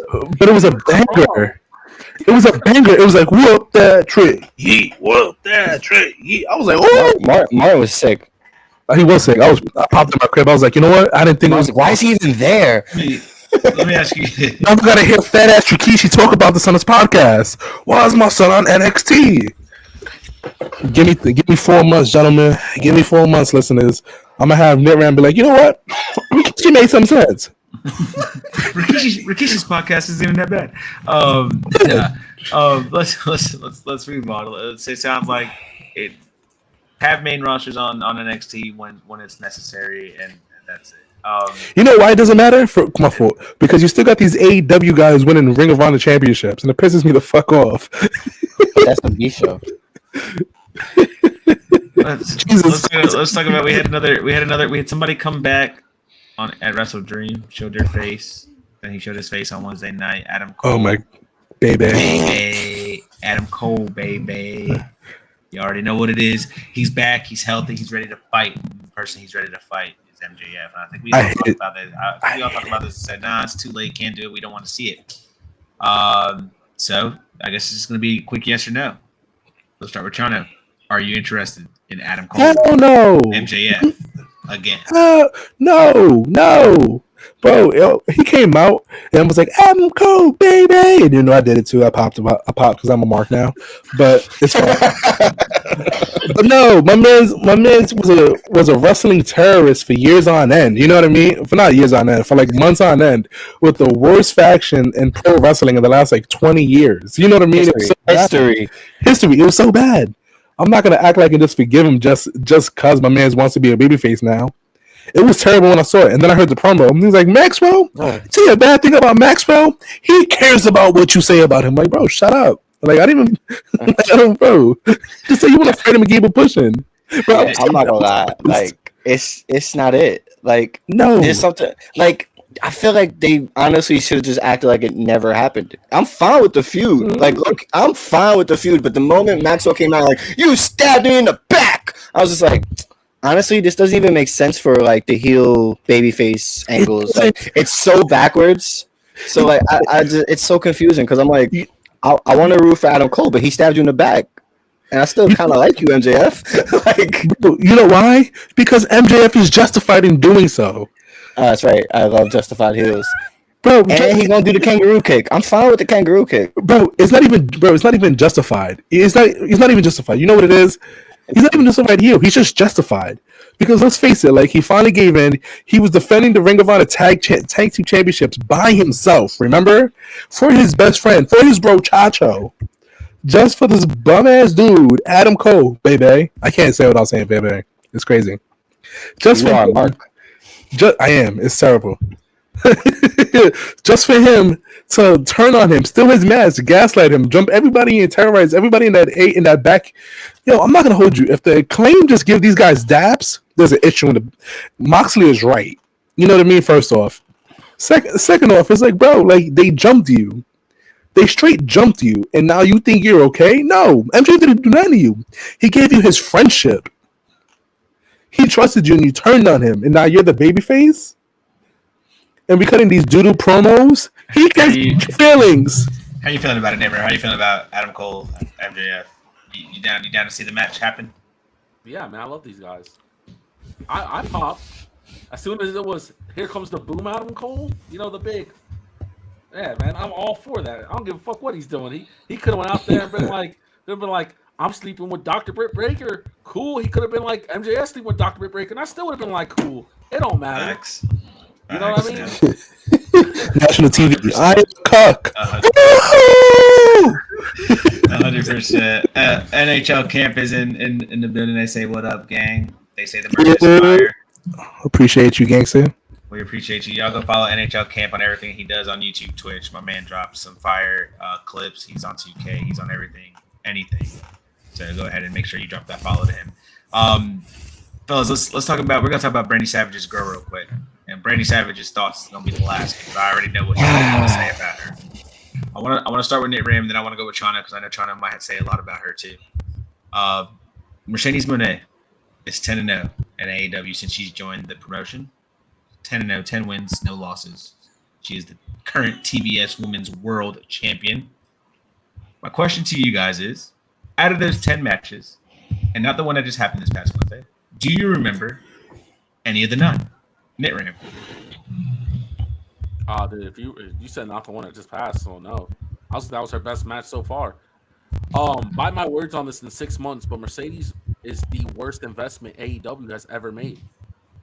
In general. She's the worst investment. She's not popping ratings. She's not having good matches. She's holding on to a title that I used to like. It's not, you know what? Put me up there. She's a bad investment. It's not paying off. It's just not. And there's Hater so alert. more woman. Hater alert. Hater alert. There's so much more woman right now that I would rather see than her, and she's getting this time, and I can't stand it. She's not paying off. Man. That's all I have to say. I'll bite my words in 6 months. That's all I have to say. John Hayes, do you remember any of the 9 matches? I do. I remember like the details. No, I remember the Stephanie match because we was there. You know what I mean? So I remember that match pretty vividly. I remember the match with her and Sky Blue. Other than that, listen, is Miriam out of pocket? Yes, he's definitely out of pocket. My man lives outside the pocket. You know what I mean? He's always outside. He's always out of pocket. But is he wrong? I don't think so. Like Mercedes wasn't even on the WrestleDream card, which is like a big red flag. You know what I mean? Like you give her all this money, she should at least be on all your pay-per-views, bare minimum. That's a fact. And I know she has other obligations to New Japan because she holds their Strong Championship, which is cool. But AEW should always hold priority over that and do that. Like I'm going to Full Gear next month, and I fully expect to see a Mercedes match. But I'm not buying tickets to go see a Mercedes. I really don't care. Margarita match. I feel that. I feel both of you are saying. They did spend a lot of money on her. We see enough of her, but we're not seeing a lot of her. If that makes sense, right? I'm not mad at it though. Really? I'm not mad. Like I'm not mad at it because she's making all this money, right? She's on TV. She gave her bodyguards some TV time because God knows what they were gonna do with her outside of that. You know what I mean? Mm-hmm. Like she's trying to shine light on the women. Like first match she had was with Sky Blue. You know what I mean? It was like cool. Like Sky's not championship material yet, you know, but she's still super young and can develop. It is what it is. So like she's wrestling. She wrestled mostly all former women's champions. She got Nyla Rose back in the mix. Yeah. You know, she does remember all the time. See, I do actually. I am remembering these matches. you're only helping Brandy's point, and I want to get to Brandy's point. Brandy, 10 matches since joining AEW, man. Do you remember all 10 matches? I feel like I have a bad memory. Like people like the trivia game with the card where you're like, oh, who's on this card? I suck at that game. I'm not even gonna lie, NetRam. But yeah, I remember them. Like it was like Willow, Shibata, Breakker. They were bad. It was. I mean, like okay, but each match has been gradually getting better and better. That is something we can at least admit to. I do agree that the aura has been kind of missing as of late, in the sense of like that legendary wrestler. Like she's not showing it in the ring like she used to. It's not, and like sometimes we always talk about like adapting from WWE to Indies or to AEW is a whole different speed. She hasn't adjusted to that speed yet. Her ankle injury still looks like it's slowing her down. But this last match with Queen Aminata, it was a great match. I thought they cooked, and it just shows that at this moment in time, she needs the right opponent, and you can tell that AEW has realized that. You can't just put her in the ring with anybody at this moment. I do think she is one of those people who, back in the day, you can choose Universal, put her in with anybody, and that's going to be a good match. At this moment, she doesn't have the ability, and I do think that she's coming to a point where AEW has come to the point where they realized, all right, let's not rush her into every match on every card. Let's take our time with this because she wasn't on the card because Queen Aminata wasn't worthy enough to really be on a pay-per-view card at this moment. I don't agree with that. That's what you can cook with. You know what I'm trying to say? I feel you, but I don't agree with that because I don't think Hologram and the Beast. I like the Beast Mentos and Hologram. I don't think they're pay-per-view guys either. You know what I mean? She's a champion for a reason. She should be on the card. It doesn't matter. Yeah, okay, I agree with that, but at the same time, it's not. You want to take your time with it. You want to build something in the sense like Britt Breakker was rushed. Willow was kind of rushed, and they weren't good matches. Britt wasn't a good match. I don't want to talk about that match because that match should be forgotten from everybody's memory because it didn't do nobody justice. Willow's a great wrestler. You can't make it work with Willow. There's more of a problem on you. Willow puts out weekly. No, but all I'm saying, I don't think it's a personal issue. I think it's something she has to get through because I see her land on her feet when she jumps off of things, and it's mad dainty. It's mad like timid. There's always a step.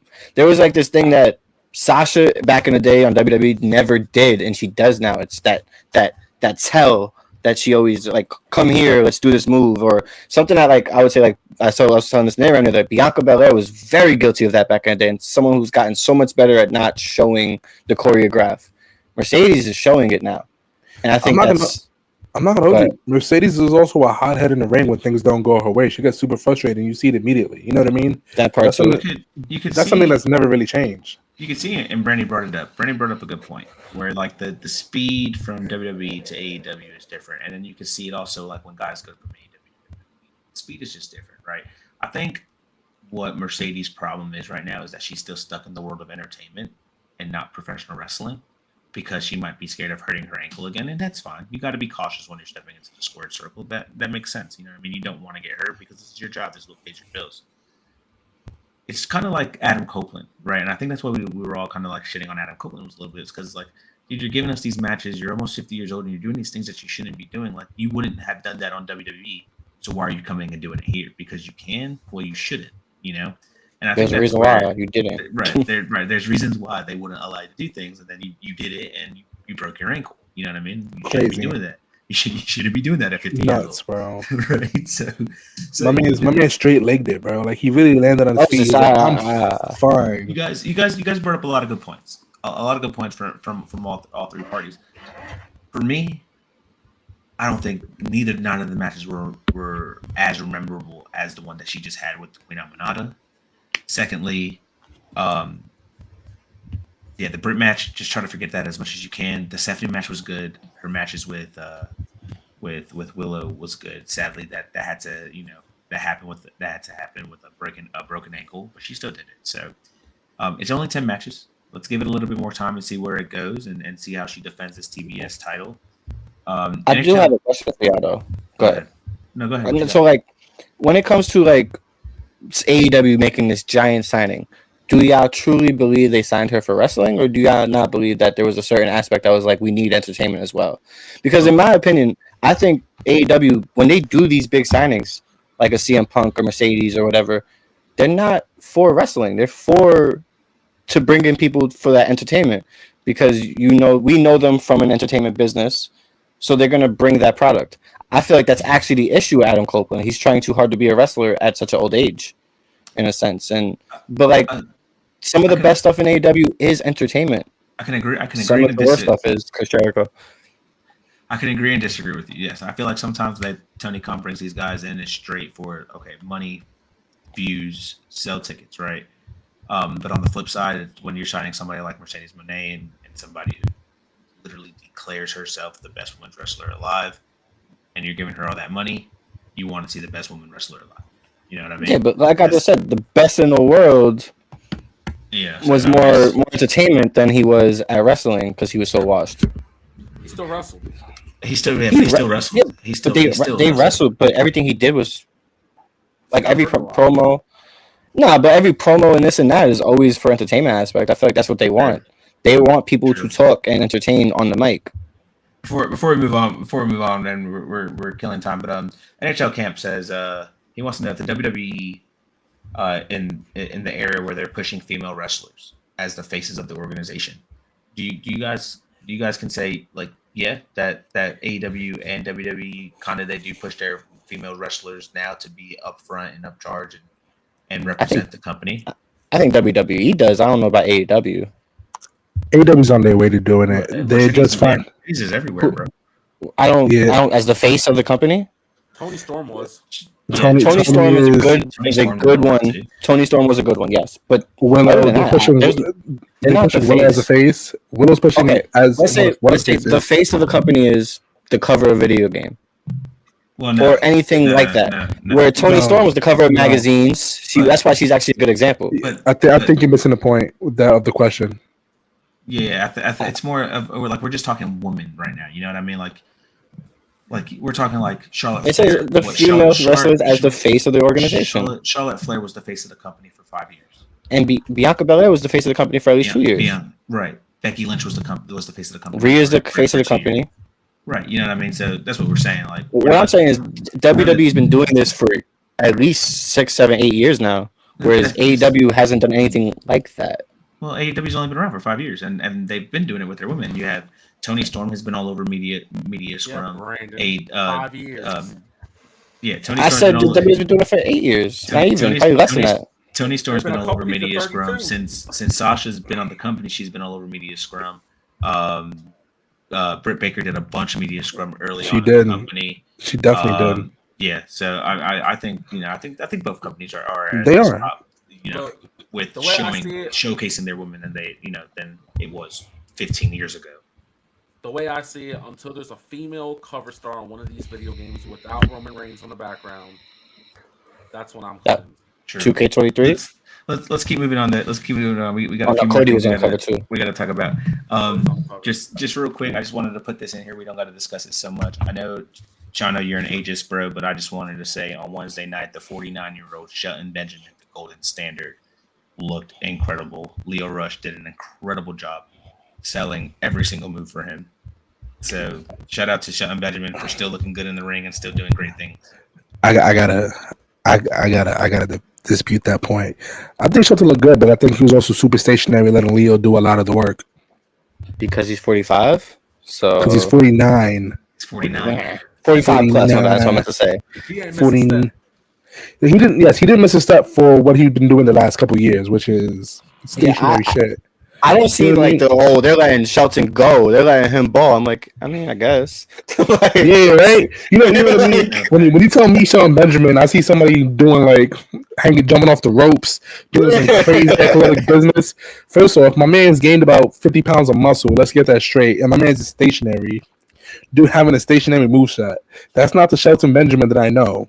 But I do appreciate that for the aspect that he knows that he's an older man who can do the same shit that he did when he was 20.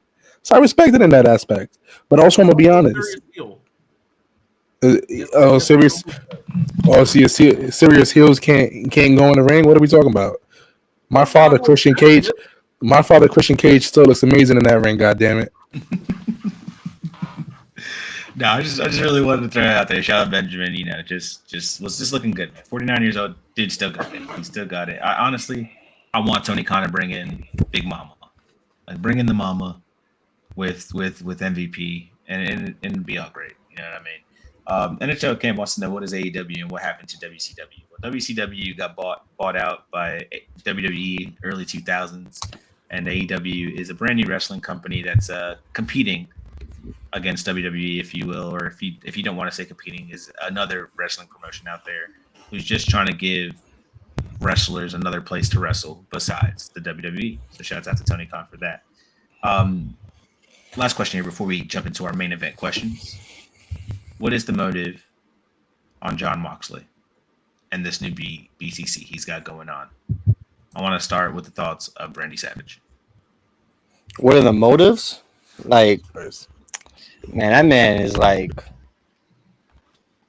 he's just. I genuinely think he's tired of the bullshit. He's tired of me and Nate Ram had this discussion a lot, and I think he's come to notice a lot of these WWE habits coming around AEW, and he's not feeling it. Okay. China Hayes, what do you think the motive on Mox is? Complacency. Like you said, notice the complacency. He wants to bring back that urgent fire. And honestly, I think the main point of the storyline is to develop the mid-carders into main eventers. More importantly, you know what I mean? So Darby's a perennial mid-card. I was in a nightcap with Mild and Off Mike. We were actually doing his WrestleDream predictions, and I stayed on the show. I was like, Darby Allin defeating Brody King at WrestleDream is going to be the start of his main event push. That we're going to look back and be like, what was the start of Darby? When did you know Darby was going to be a world champion? It's going to be after he beats Brody King. And he's on that path. Darby Allin is going to be the one to dethrone Jon Moxley. Orange Cassidy is going to come very close, but it's still going to solidify him as a world champion type wrestler. Ultimately, it doesn't matter because whoever wins, they're getting cashed in by Christian immediately. Yeah, you might be right about that. And it's going to be a gang. It has to be a gang of them. Yeah. Ram, what do you think the motive is on Jon Moxley and this new BCC? It's no more all my friends are wrestling. It's no more friendly, let's do fun shenanigan stuff. This is a wrestling company. It's a competition. Nobody's competitive. They're changing that. They're taking everyone out. You know what I mean? It was the most serious I've seen Dark Order in months.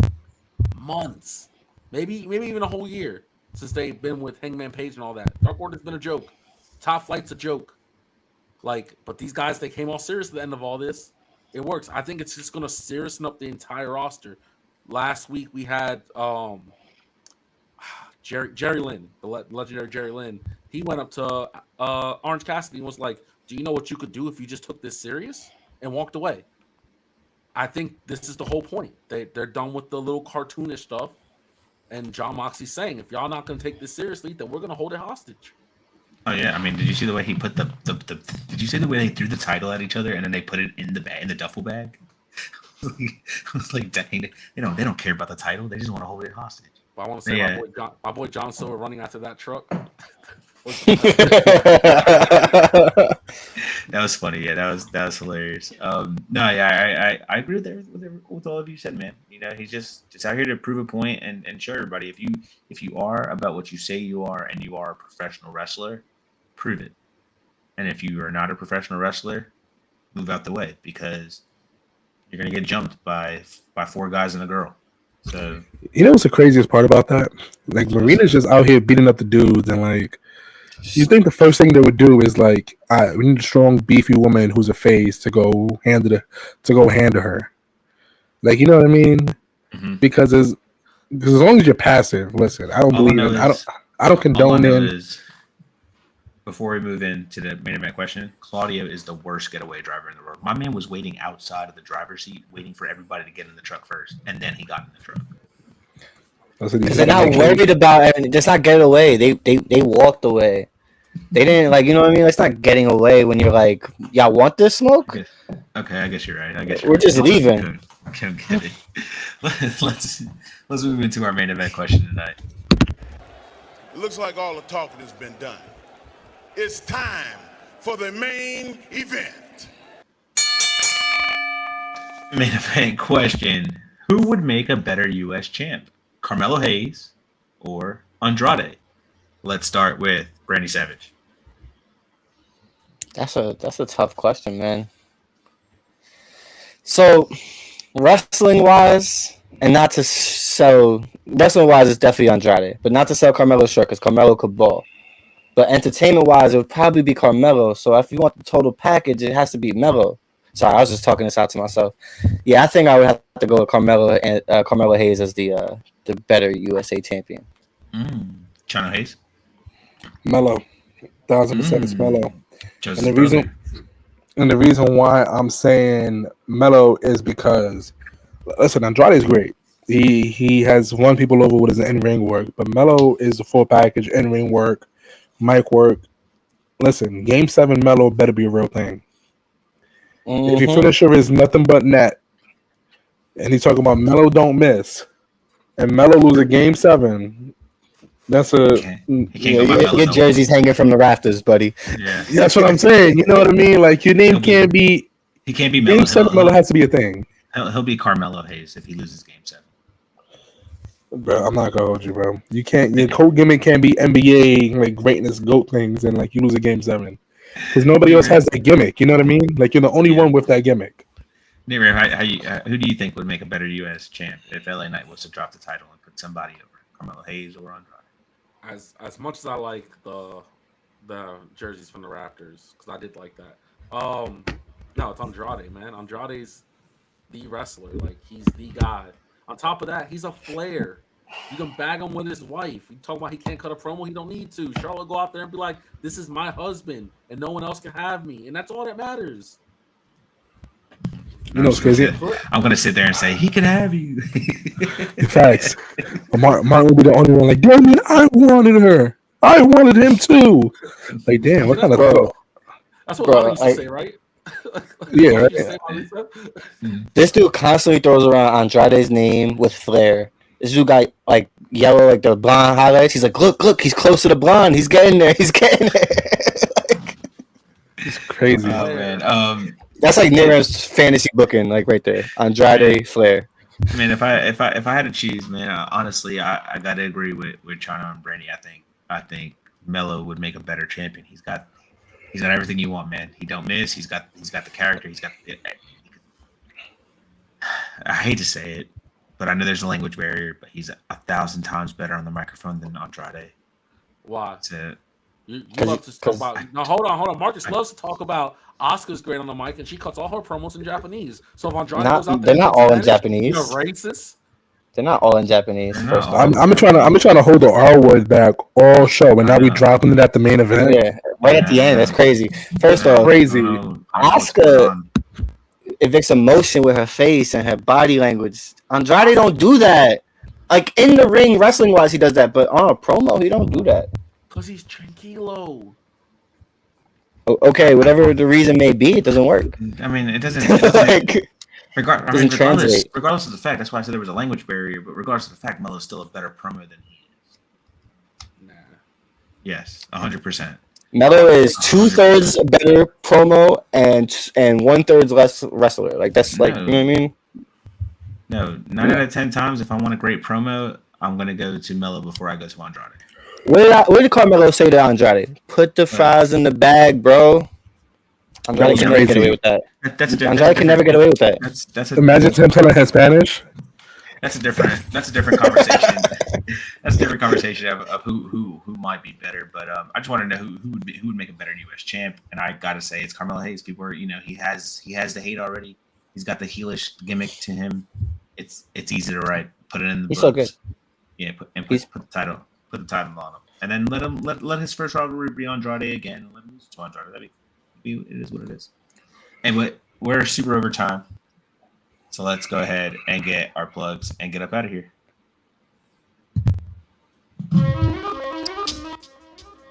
So you can find me, boy, Channel Hayes, Channel Theory, Channel The God, Channel whoever you need me to be, honestly. You can find me on Twitter at CHANCKO_. Also, you can find us on the official Twitter account for SIDESOTR. Do not find me on Instagram. I will not accept you. I promise you. You guys have been finding me. But I'm hitting decline even faster. You already know it's Brandy Savage. You can find me at Life and Times on Instagram, Brandy freaking Savage on Twitter. But guys, I really want you guys to check out the website. We got some new designs up. We got them. You guys definitely check them out. We give you guys free shipping with the promo code 4SIDESOTR. And of course, I'm the one that makes them say, "Oh damn, I'm Mitt Ram," and you can catch me at. Oh, the music stopped. Dang. You can catch me on Twitter at NITRAM_4SOTR. That's NITRAM_4SOTR. And you already know. I'm Marcus Hernandez, the founder of MH. If you want to follow me, but most importantly, follow everything we do on all our social media platforms in a ring on YouTube. Like, comment, subscribe, share with anybody who's a wrestling fan. And if they're not, I'm pretty sure we can change their minds. But everybody, enjoy your weekend, enjoy Friday night, and always remember, if you are not enjoying wrestling, you're just not watching it right. We'll catch you guys next week.